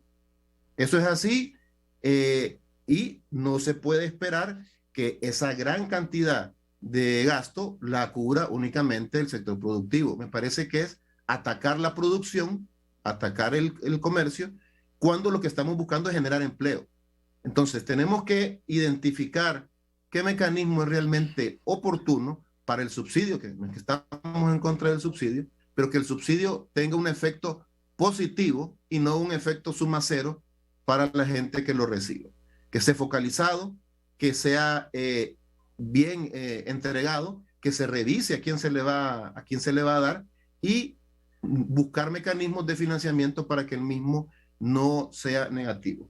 Nosotros estamos en la disposición de discutir este tema, Renato, como lo hemos hecho durante todos estos años. Hemos generado cantidad de debates. Hemos hecho debates nosotros en la ANDI con apoyo de fundaciones como la Naumann. Hemos ido a invitaciones del Colegio de Ingenieros que nos ha hecho Mario Zelaya y la Junta Directiva. Hemos ido a discusiones a la universidad porque creemos que es un tema en el cual tenemos que escucharnos todos. Es uno de los problemas más grandes del país. Definitivamente todos podemos aportar si somos abiertos y tolerantes a escuchar las ideas de los demás y vamos con un espíritu propositivo a construir. Creo que el gobierno debe prontamente identificar quién va a ser la persona que va a trabajar el tema de la ENE, que es un actor del sistema, ¿ok? No es el único actor, hay muchos actores en el sistema, y que se pueda también involucrar a la sociedad para que tengamos una discusión que genere un pacto. Hay dos propuestas de pacto que ha hecho el sector privado. Una se firmó con el gobierno del presidente Hernández y no funcionó. Así, no funcionó. Y luego se hizo una hoja de ruta con el apoyo del BID, que tiene una serie de elementos que creo que vale la pena destacar y no desechar, ya que es un trabajo importante que se ha realizado. Esperamos poder hablar con las autoridades del gobierno en las diferentes funciones relacionadas con la ENE o con la energía para poder aportar nuestro punto de vista a esa solución. Muchas gracias al presidente de la Asociación Nacional de Industriales, Fernando García. Miren, ayer cuando leí ese comentario de José Morán, lo llamé personalmente,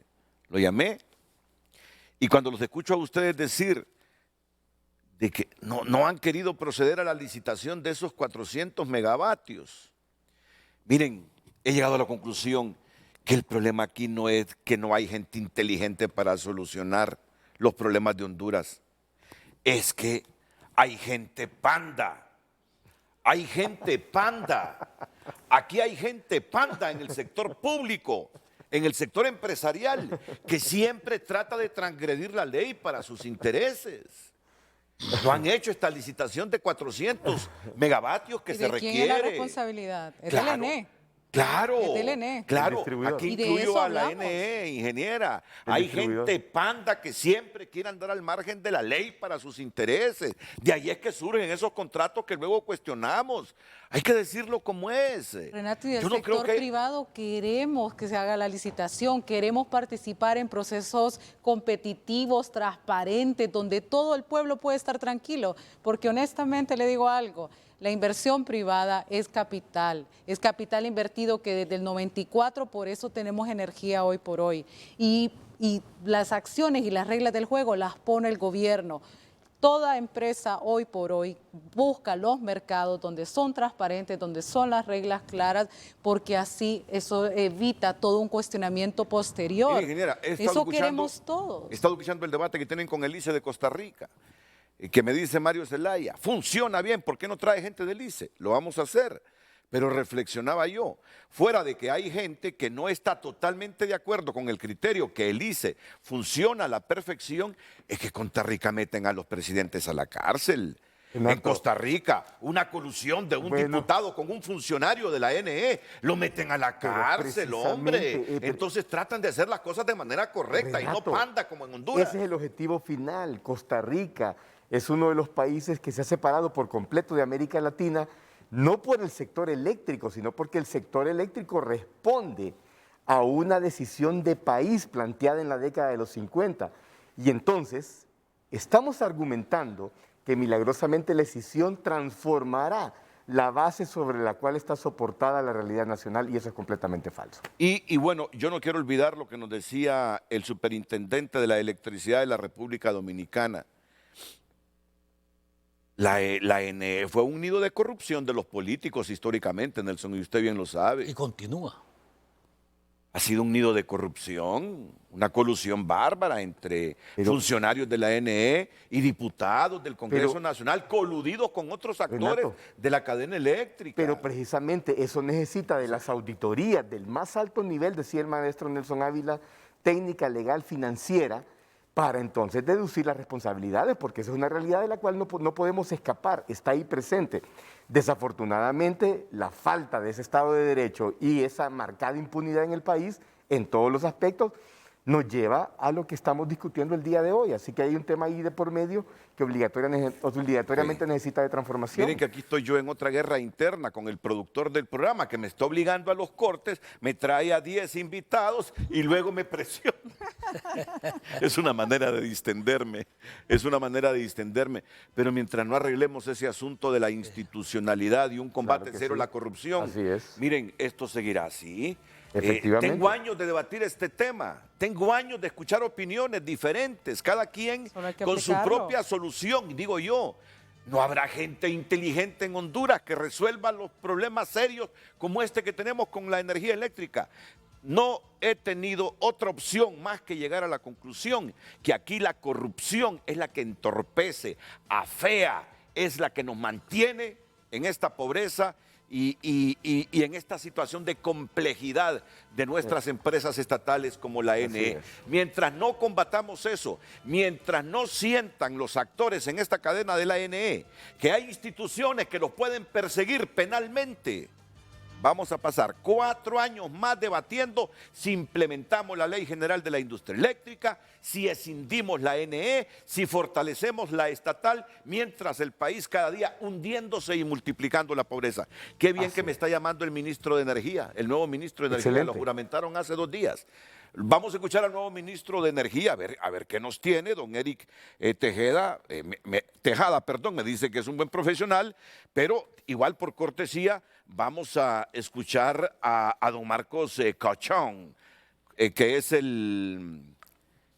¿cuál es la función?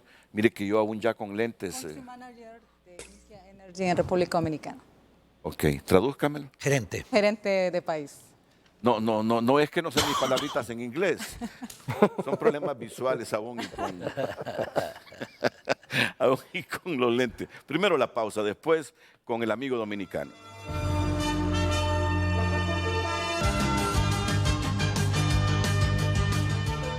Me está llamando don Guillermo Peña, operador del sistema de la ODS.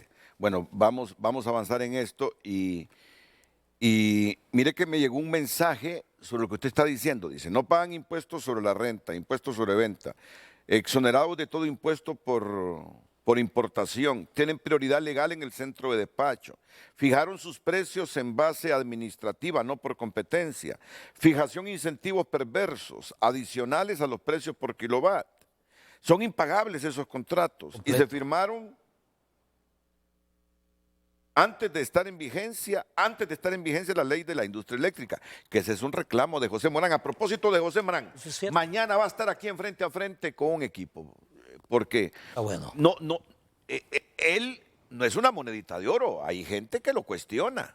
Pero lo que está diciendo ahí es completamente cierto.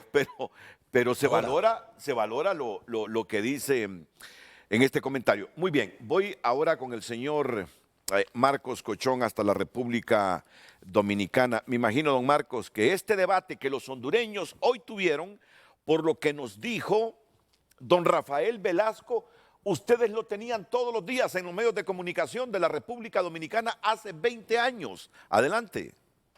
Así mismo es, muy buenos días y gracias por la invitación. Agradezco la oportunidad como centroamericano y caribeño de poder cooperar con la paz y estabilidad social de un país hermano que está atravesando discursos, situaciones, discusiones que nosotros tuvimos desde tan temprano como el año 1988. A finales de la década de los 80, la República Dominicana vivió una crisis económica con la cual topamos fondo, y la causa principal por el lado fiscal de esa crisis fue el hecho de que las empresas públicas, no solamente la empresa eléctrica, en aquel entonces teníamos empresas hasta de aviación que eran públicas, había un conglomerado de empresas públicas que generaban un déficit que en conjunto explicaban aproximadamente más del 50% del déficit primario del sector público, y lógicamente era una situación financiera insostenible en un momento que la economía colapsó por la crisis de esa época. Lógicamente el gobierno se vio obligado a buscar apoyo social y se sentaron en aquel entonces en lo que fue el inicio de lo que posteriormente fue el Consejo Económico y Social, que es hoy constitucionalmente incluso una figura creada en la Constitución Dominicana a través de la cual se promueve el diálogo y dentro de lo cual se enmarcó el Pacto Eléctrico. El Pacto Eléctrico fue uno de los 3 grandes pactos que se definieron en la década de los 2010 a la fecha y que lógicamente ya concluyó desde el punto de vista de definir lo que es la hoja de ruta. No concluyeron todas las acciones, porque en un sector como este que requiere inversiones de largo plazo y que requiere cambios estructurales importantes, como muchos de los cambios que han estado discutiendo los colegas hondureños en este programa, no es algo que se hace de la noche a la mañana. Lo que yo sí quiero es rescatar 3 o 4 puntitos que he estado escribiendo aquí y compartirlo con ustedes. En primer lugar, hay un tema que, al igual que como sucedió en la República Dominicana en los 1980 y 90, que dieron lugar a la creación de la ley y posteriormente a todo el proceso, hay una realidad financiera hoy en Honduras que, quieras o no, obliga a escindir a la empresa pública. ¿Por qué? Porque desde el punto de vista financiero hay temas estructurales tan sencillos como el siguiente. Es mucho más fácil conseguir un mayor volumen de recursos financieros si usted tiene 3, 4 o 5 empresas que si usted tiene una sola. Y desde este punto de vista no hay economía de escala, es decir, si la empresa es más grande y es una sola y es más sólida, asumiendo que fuera más sólida, no necesariamente va a tener acceso a un mayor volumen de recursos financieros. Entonces, si la realidad financiera de la industria eléctrica y del país, del punto de vista de las finanzas públicas, está muy comprometido, como parece ser el caso, hace más sentido tener 3, 4 o hasta 5 empresas buscando financiamiento por separado, porque al final van a traer sobre la mesa, es decir, van a traer a esa hoja de ruta que debe salir de un pacto eléctrico o de un diálogo sobre estos temas, va a traer una mayor cantidad de recursos financieros. Y eso es positivo para el país, no para ninguna empresa en particular, sea pública o privada, sino para el país. Y ese fue un tema que en la República Dominicana se consideró y pesó mucho al momento de tomar la decisión del modelo a seguir. Si era un modelo verticalmente integrado o si se desintegraba. Y como había una necesidad de recursos de un volumen bastante grande, lógicamente no había opción sino elegir la extinción de la compañía. Hago ese pequeño aporte porque realmente si se analiza de una manera fría y desde afuera, es mucho más fácil tomar las decisiones, porque veo que hay mucha emotividad en algunos de los comentarios que se han emitido sobre ese tema. El segundo tema que quería hablar era un poco sobre el tema de las leyes y la continuidad en el tiempo. La industria eléctrica es una industria que por su propia estructura y por los grandes niveles de recursos financieros que involucra, incluso requiere financiamiento de largo plazo en muchos de los activos que se han de construir, necesita continuidad en el tiempo. Entonces, la realidad es, como decía el poeta, se hace camino al andar. El camino no se planifica desde cero y es mejor comenzar a caminar e ir haciendo camino que invertir 2, 3 o 4 años, como decía Fernando, creo que es el nombre de la persona que me presidió, diciendo que ya tienen 2 años pidiendo una licitación y no se avanza. Lo importante es comenzar a caminar, pero tener una hoja de ruta mínima y desviarse lo menos posible de esa hoja de ruta. No quiere decir que no van a haber desviaciones, no quiere decir que no puedan haber correcciones, que de hecho es bueno que las haya. Lo que sí es importante es que se definan que ciertas obligaciones legales van a requerir de un tiempo de maduración y que, como ha pasado en todos los países que han hecho estos procesos, desde Inglaterra, que fue el primero, Chile, que fue el primero en América Latina, han tenido deficiencias en su hoja de ruta inicial, pero se han dado un periodo de maduración antes de hacer cambios estructurales importantes. ¿Por qué? Porque ese primer flujo de inversiones que llegó, en el caso chileno fue muy marcado, ellos respetaron todo el proceso hasta tanto ya hubo una maduración. En el caso chileno específicamente hubo un tema con el segmento de la transmisión, que desde el primer origen, ¿verdad? Se dio una figura, después originó ciertos conflictos en el manejo del mercado, y no fue sino hasta 20 años después que se vinieron a introducir cambios estructurales importantes para corregir esa deficiencia. Sin embargo, con esa deficiencia, el mercado siguió trabajando, los reguladores siguieron trabajando, el Estado siguió trabajando y cada uno hizo su parte, siempre respetando esa hoja de ruta. Entonces aquí mi comentario sería, lo importante es hacer una hoja de ruta lo mejor que se pueda, definir un plazo, es decir, de aquí a 3 meses, de aquí a 4 meses, de aquí a 2 meses, no sé qué tan avanzado y qué tan rápido pueda cerrarse esa hoja de ruta. Las partes, digamos, el gobierno, las partes sociales, las partes empresariales, otros grupos como la iglesia, la prensa, qué sé yo, que se puedan involucrar, definen y decir, de aquí a 2 meses vamos a terminar con una hoja de ruta, la que se tenga, y con esa vamos a comenzar a caminar. Porque lo que sí es importante es hacer el camino. Y el camino solo se hace caminando, y el que tiene experiencia de caminante lo sabe.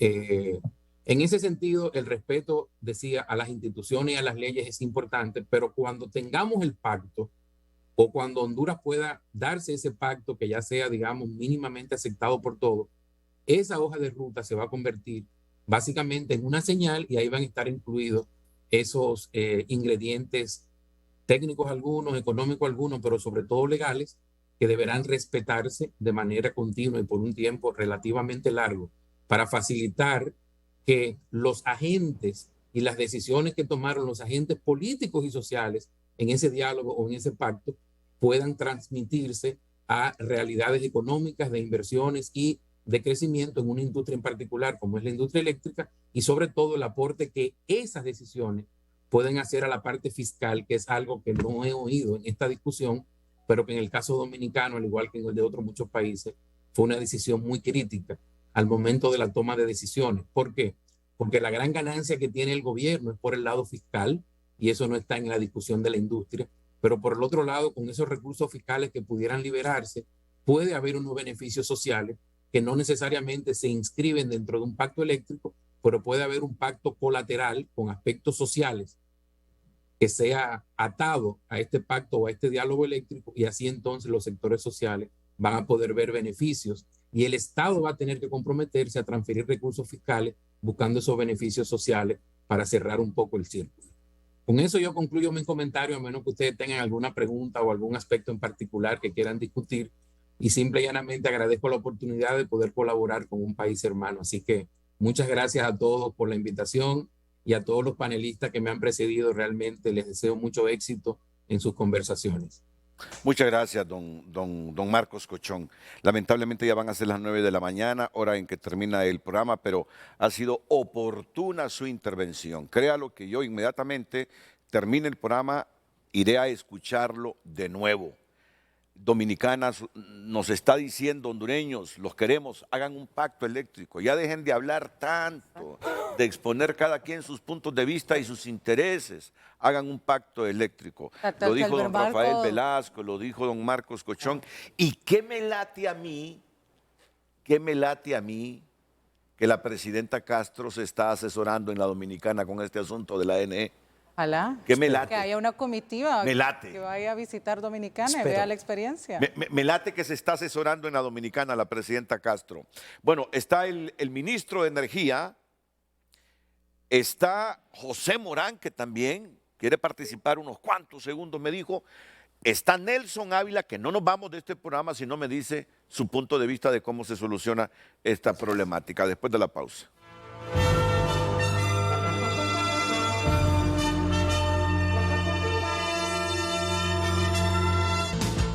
Bueno, como ya estamos por terminar el programa, seguramente lo vamos a tener aquí con amplitud, 2 horas, al nuevo ministro de Energía, nombrado por la presidenta Castro, don Eric Tejada.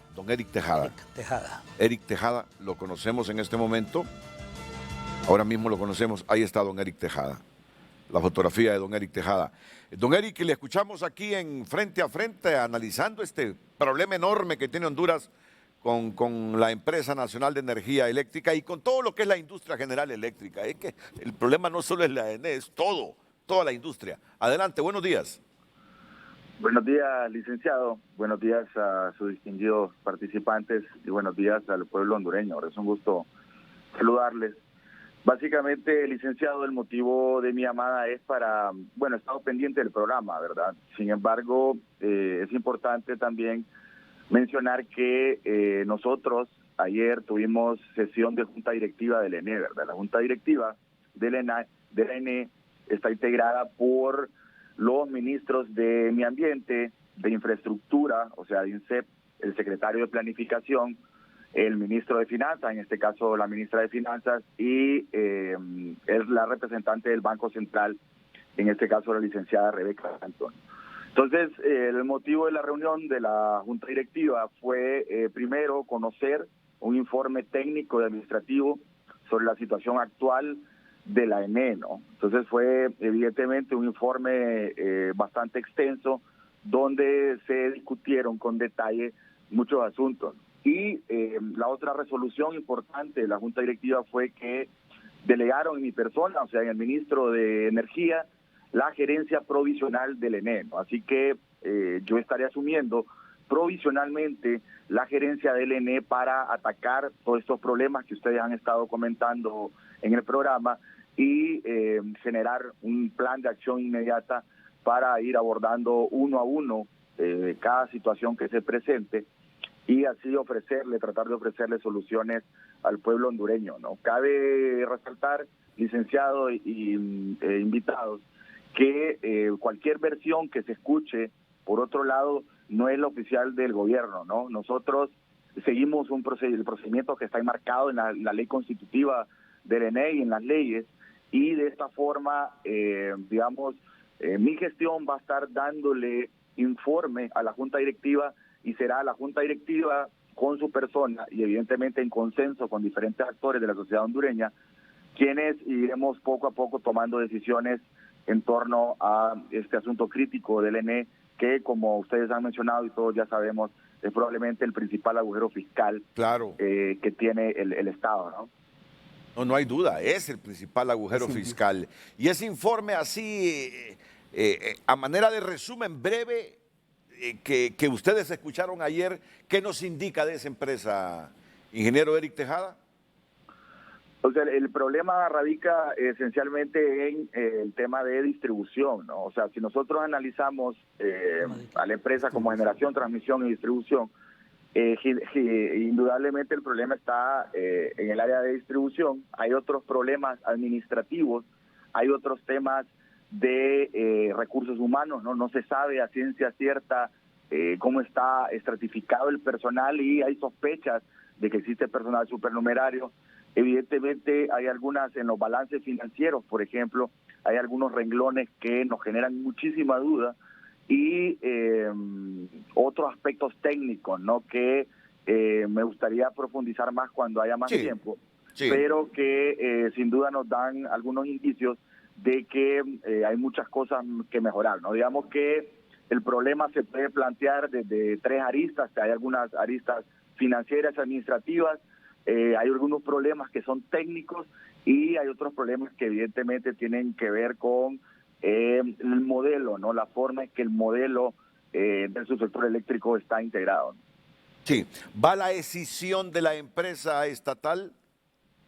Eso tiene que analizarse, licenciado. El gobierno, digamos que está abierto, o estamos abiertos a la mejor decisión que sea en beneficio del país, ¿no?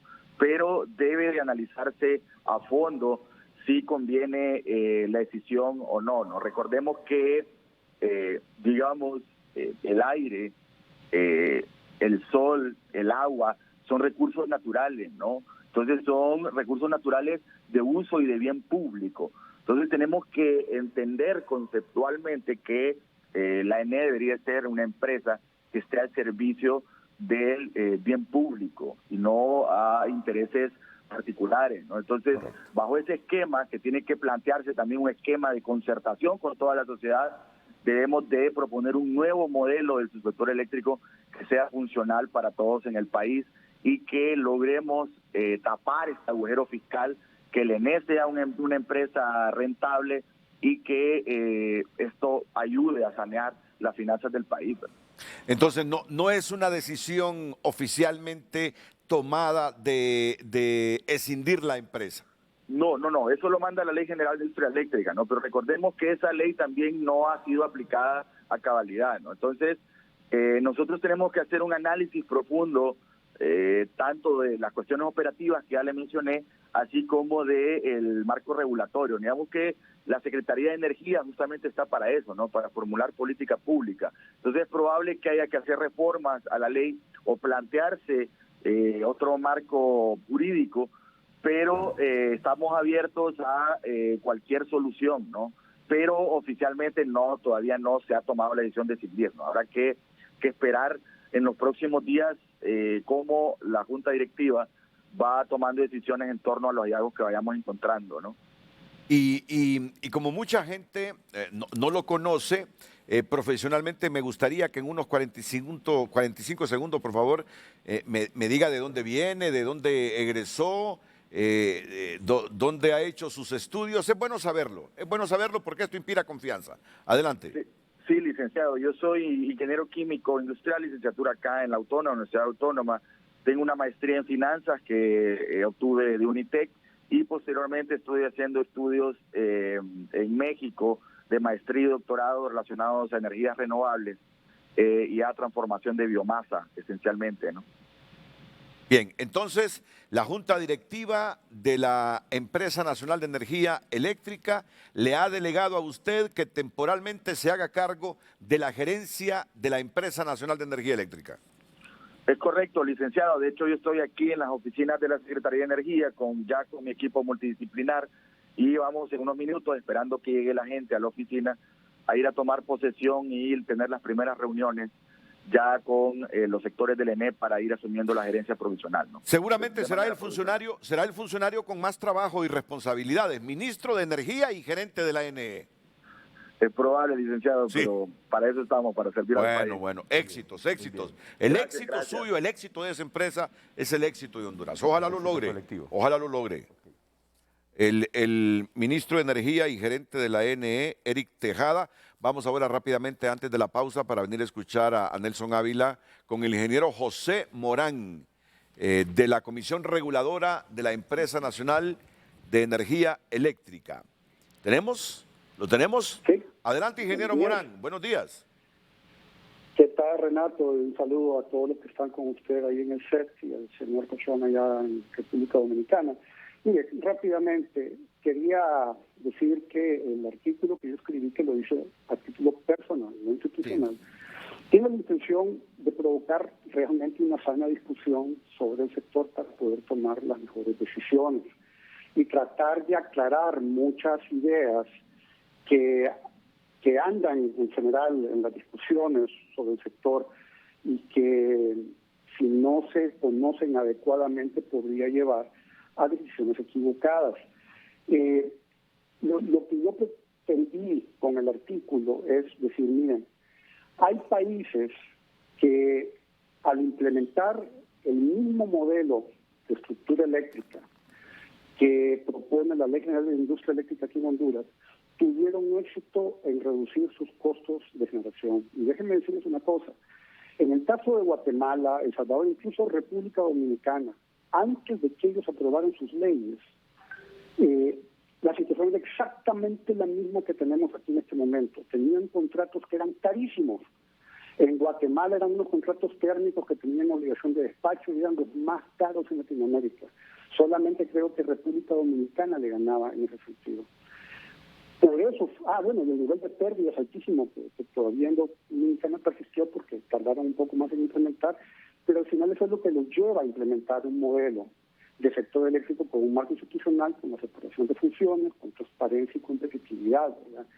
El tema de la corrupción es un tema que es cierto, ha habido, eso no se puede negar, pero en mi opinión, yo tengo 33 años de experiencia aquí en el sector, la corrupción y los incentivos perversos es más fácil que existan en un modelo de empresa estatal verticalmente integrada.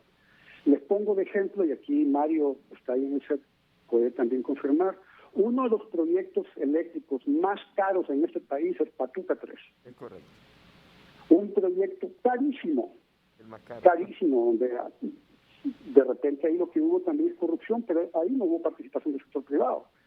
Entonces, eso lo que nos lleva es que es un problema del modelo que se ha resistido a cambiar para estructurarlo según la ley que ha demostrado tener éxito en otros países, ¿verdad? Y finalmente, quiero aclarar dos cosas rápidamente. Con el tema del subsidio, miren, cuando en esos países se hizo una separación de funciones y se crearon empresas estatales encargadas de manera separada por cada una de las actividades del sector, esas empresas fueron más eficientes y lograron reducir pérdidas, lograron generar ingresos para el Estado, y esos ingresos los usan entonces para subsidiar y para otras políticas sociales. O sea, el objetivo de la Ley General de Industria Eléctrica es beneficiar al usuario finalmente. El problema es que no se ha dejado implementar, y eso es lo que hay que corregir. Mario mencionó, dice que la CRE no hizo como en Dominicana, que hizo un desmontaje gradual de los subsidios. No es cierto, Mario. Aquí se corrigió que la tarifa tiene valor real, pero el subsidio se mantuvo de manera transparente, pero por separado la tarifa. También, finalmente, a pagar rápidamente al doctor Nelson Ávila, aquí sí se paga el peaje de transmisión. Sí se paga. Ese es uno de los mitos, y hay un artículo mío anterior que escribí la semana pasada, que describe cómo funciona eso. Espero tener una oportunidad para explicar con más detalle todo esto, Renato, le agradezco. Este jueves, así es. El espacio y, bueno, la intención era precisamente generar esta discusión. Bueno, el Muchas ingeniero gracias. José Morán de la Comisión Reguladora de la Empresa de Energía Eléctrica. La pausa comercial.